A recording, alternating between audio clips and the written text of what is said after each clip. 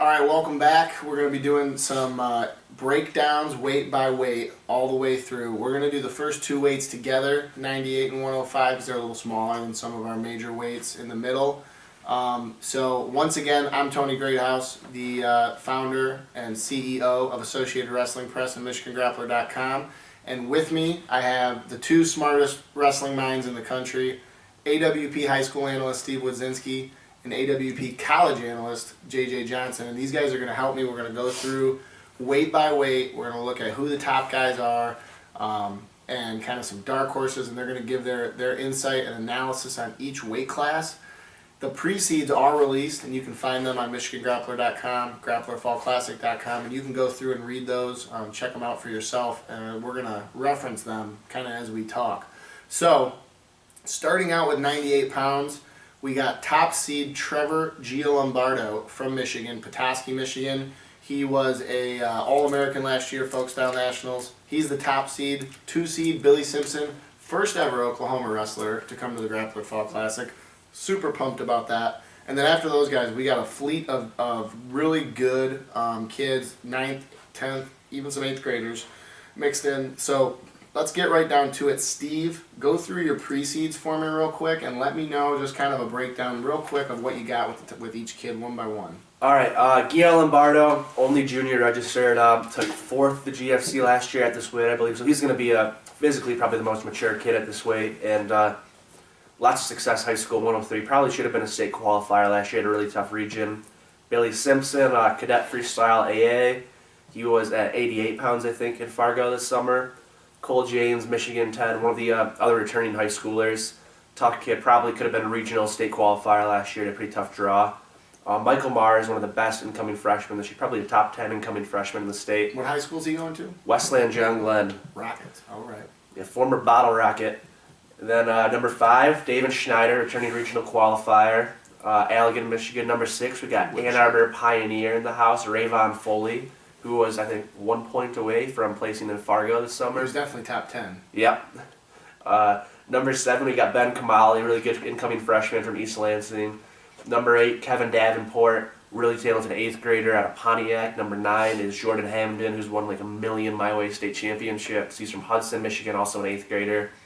Number 10, we have Taryn Machert, incoming freshman, whose brother, Tevin Machert, was a GFC finalist last year. Number 11, Brendan Zalaika, tough incoming freshman for St. John's. And number 12, we got DCC on the board with Devin Johnson, incoming freshman, My Way state placer. JJ, anybody in that list who stands out to you that you think might make a run, or you got the seeds going pretty much chalk? Yeah, there's a lot of guys that stand out. I think my pick would be Mikey Mars, who, like you said, is going to be an incoming freshman for John Glenn. Really tough guy, really good scrambler, really tough on the mat. I really like him, so I think he'd probably be my pick. A couple other guys, a little bit lower in the seeds, the pre-seeds, 7, 8, 9, I think are really good. Ben Kamali, Davenport, and Jordan Hamden.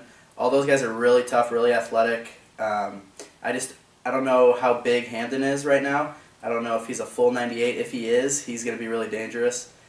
And then another guy that I like is Cole James, sophomore. He got stuck in a really tough district last year, but he's been really tough on the freestyle circuit for the past couple of years. So he'd be another guy that I would watch for. Steve, what about you? Any input, analysis? Obviously we have our seeds. Those are pretty much based on, paper, what you see on paper. So what do you see, from opinion-wise that you think might differ? Big Rayvon Foley fan. Watched him a lot in Fargo. Love the way he wrestled. Attacks like crazy. Super, super tall kid. Really big frame, and he's just an athlete. So I think Rayvon Foley's got a chance to make a lot of noise. JJ mentioned him. Cole James, tough kid.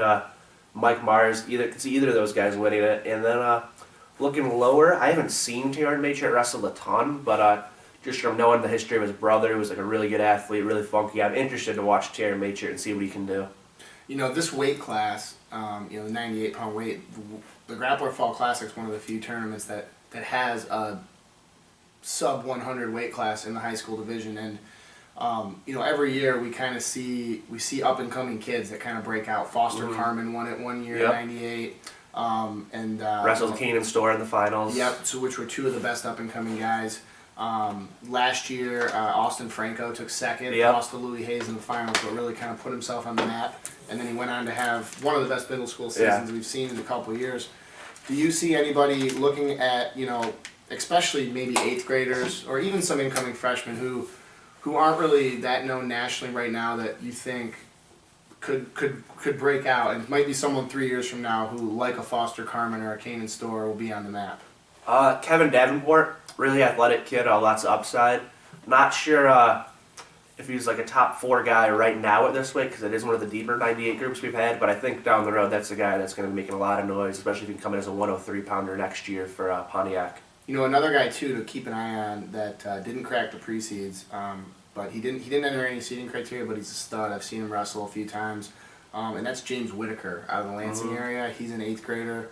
Not sure where he's going to go to high school. I know he lives in Lansing, but he is a stud.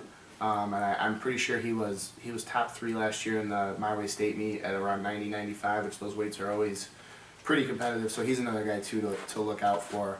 Double entered, right? Middle school and He high is, school. yep. And we got to give a shout out to my man Davis Rastigue, unseeded from DCC, but watch out for Davis. He's the man. All right, anything else at 98, guys? Nothing. What were our final picks at 98? I went with Gial Ambardo. Who do you have, JJ, winning this? I got Mikey Mars. Mikey Mars. All right, no love for Oklahoma. He'll be in the mix. I'm gonna go He'll be ahead in and the say mix. my man Billy Simpson, coming all the way from the Sooner State. He's gonna go ahead and take it. Our first Oklahoma could be our first Oklahoma GFC champ. All right, moving on to 105.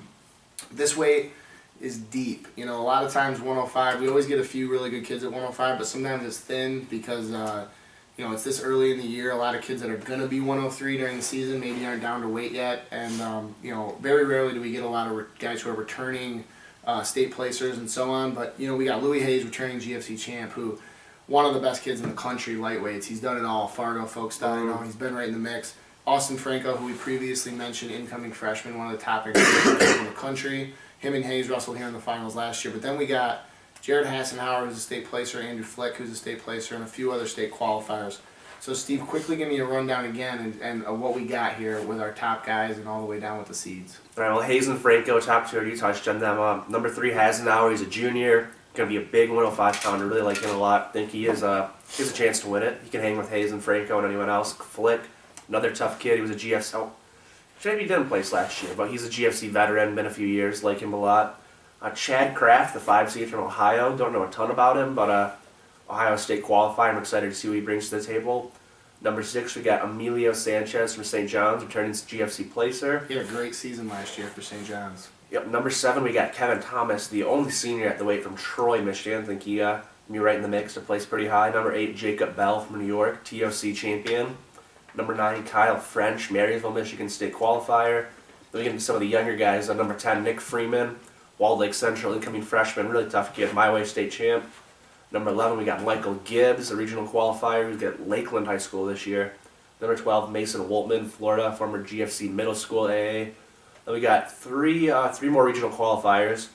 Got Sammy Elmore-Hamid, Nick Hollyfield, and Roy Costello, all Michigan regional qualifiers. And the 16 seed is Camonte Simons, who was a pretty tough kid last year at 103 as a freshman. Didn't make it out to regionals, but I think he had like over 30 wins.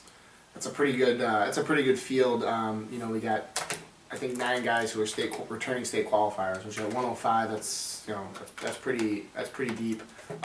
JJ, who in this field do you see that stands out that you're looking to watch?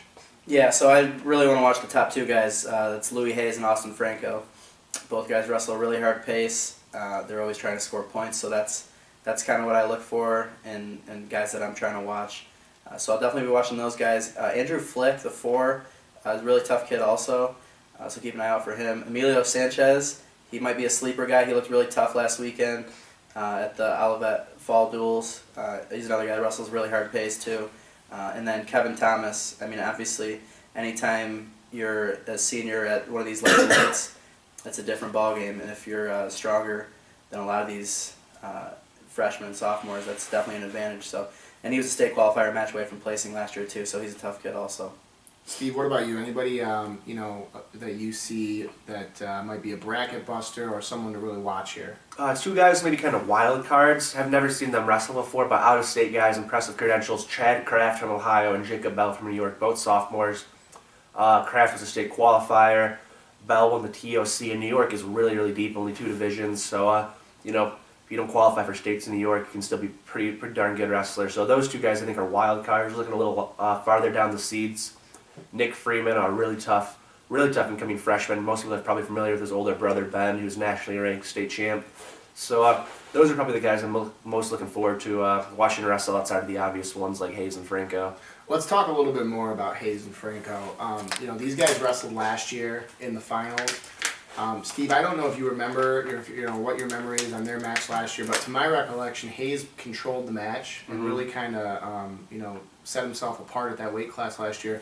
How much of a jump do you think Franco will make this year? Last year he was an 8th grader, and he wrestled. He had a great season last year. He also has wrestled a lot of high school competitions since then. Yep. So, how much do you see him closing the gap, if any, and does he have a shot at flipping that this year? I really think he does. I think he's made a lot of progress over the last year, and I think he's still at that age where you're just making huge gains, and with the amount of time and travel he's put in, I think Austin Franco is actually going to beat Louis Hayes this year and win the GFC. So you got Franco. Who you got winning this, JJ? I got Hayes, but I do think he closes the gap. It'll be a tight match, and hopefully they put on a show and score a lot of points. So that would be ideal. That's what we And look for. Jared Hasenauer definitely has a chance to be in the finals too. Armada?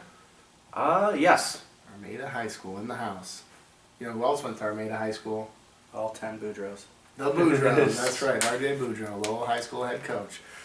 All right, guys. Well, there you have it. That's 98 and 105. We are, like I said, we're breaking down every weight class. So be sure to check all our other previews of every weight. We're going to go in depth, look at kind of who's who and people to watch at each weight class. And also be aware that these pre-seeds that we have, they're always subject to change. There's always last-minute changes, guys that switch weights and stuff like that. So it's definitely not written down in stone. So if the brackets change a little bit, don't get mad at us. You can follow everything online. All the updates, everything on GrapplerFallClassic.com or MichiganGrappler.com. And, we're going to have all kinds of previews and information coming out this week, so make sure to stay up to speed with that. Follow us on Twitter at MichGrappler, M-I-C-H Grappler.